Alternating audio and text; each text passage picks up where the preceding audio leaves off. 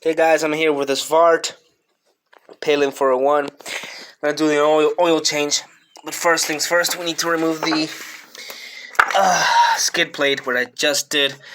It took me almost an hour, dude, because I only have these, so I'm doing it by hand. It's very slow.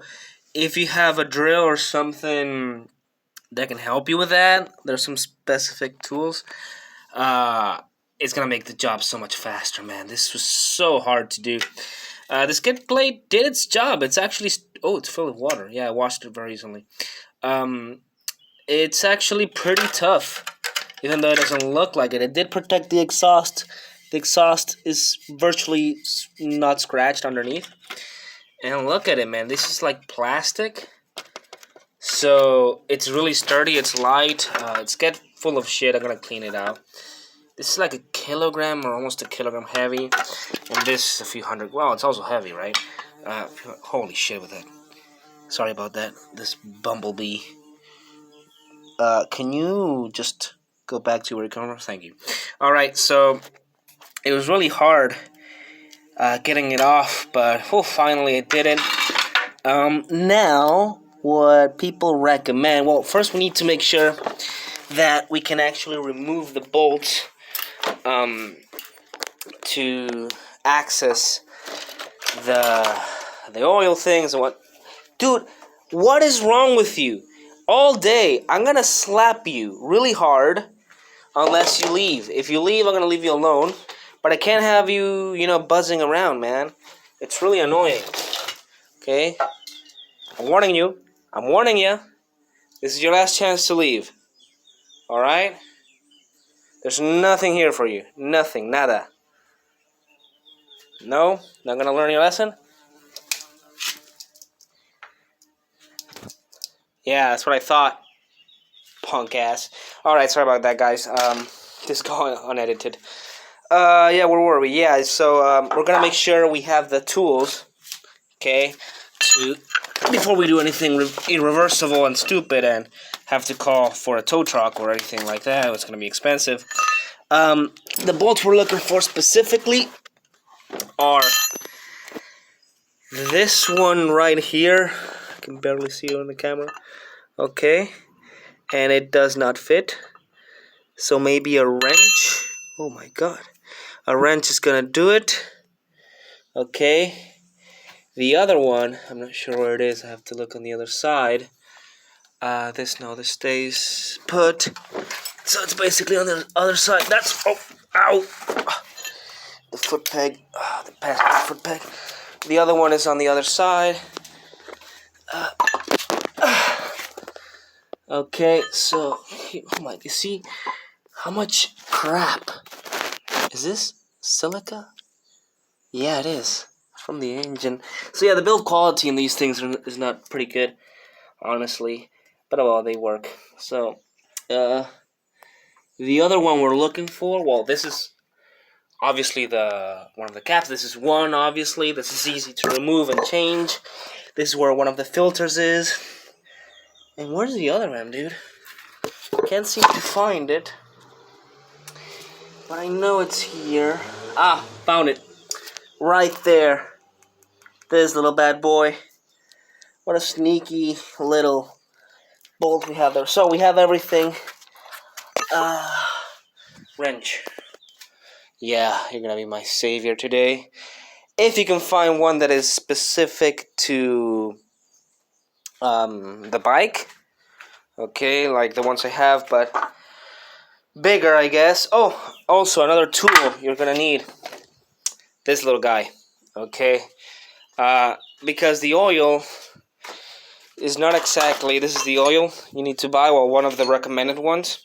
Okay, the top quality, 100% synthetic, whatnot. You need 1.6 or 1.7 liters, I mean, ballpark. And if we open one up real quick, and it's hard. God. Really, I hate breaking my fingers over dumb stuff like this, so I use tools to make my life easier, because why get hurt when you can just, there you go, we twist it.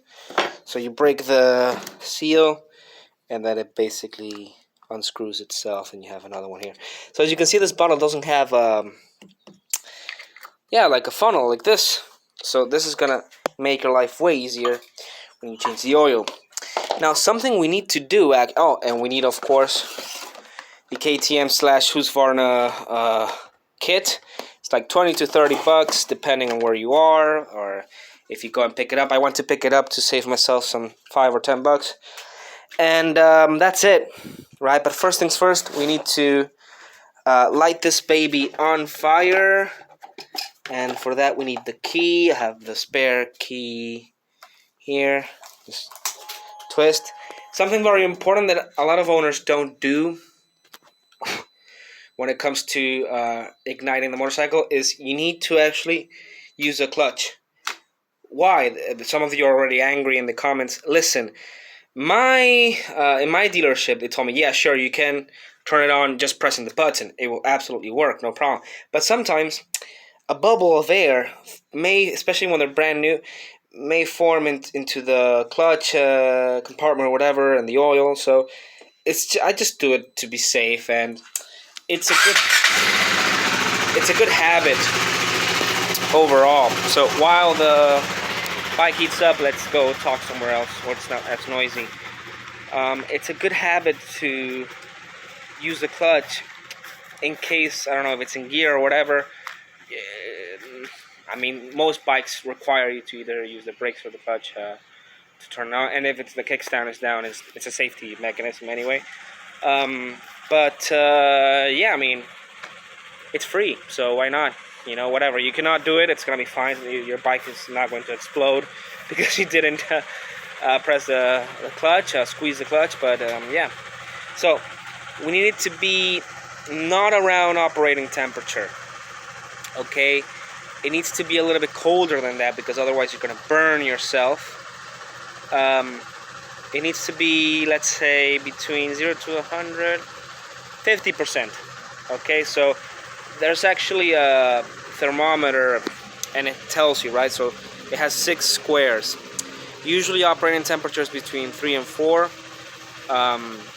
So with 2 squares, I think it's perfect. 1 to 2 squares, it's going to be good enough. We can go check here and then we can start the surgery. It's in 1 right now. Here you go. Right. What do you think about my setup? Right. I had this bag, very cheap. Yeah, this is fucking ugly, but you're gonna need it.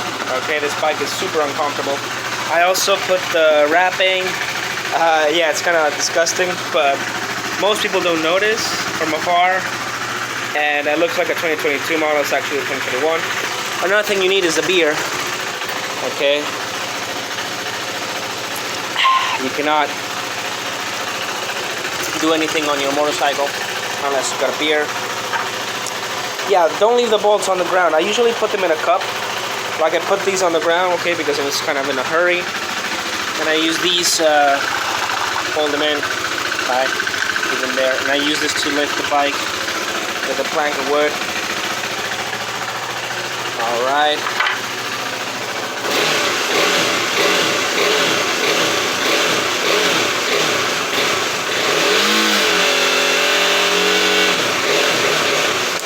There you go. Okay, that's good enough. You can also check the oil level here. Okay, the bike needs to be right up. And you can see it doesn't show anything. That's because you first need to actually tilt the bike right. Okay. There. And then left. And then, you know, kind of wiggle it around. So the oil has time to actually go down. And yeah, you can kind of see, I mean, you have to kind of do it for a while and really lean it for it to show. And I'm with one hand, so I'm not going to do it. I'm going to drop this baby. But yeah, you can pretty much do it now.